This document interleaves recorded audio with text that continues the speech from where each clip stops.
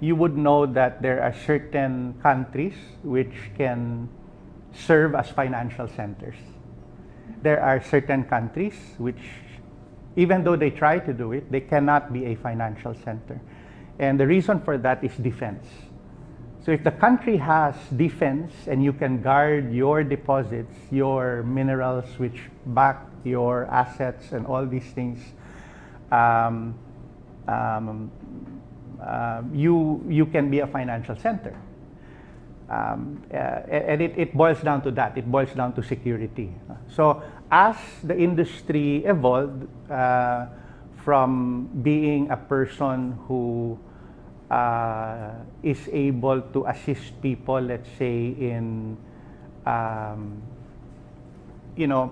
company buyouts, mergers, acquisitions, listings on the stock exchange. A lot of wealth management right now, to be able to grow your money, it has also changed. And it reaches a stage where managed funds will sit idly because the owner of those funds would need a very good reason as to why he would deploy those funds. Right? And it will get to a stage where it's not about returns. So if you were to approach a billionaire and tell him to part with his funds for a certain project, most likely he's not going to look at returns because he will tell you he does not need those returns. So you need to bring him something on a silver platter which goes beyond returns. And believe me, most of them and those who are really righteous people, that's what they're looking for. Like I remember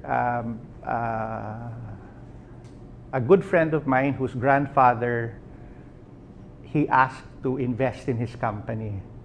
No?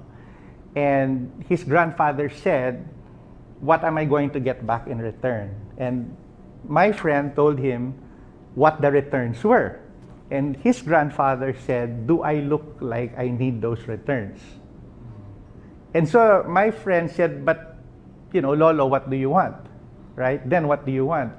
He said, oh, very simple. You're going to be with Paul in Singapore.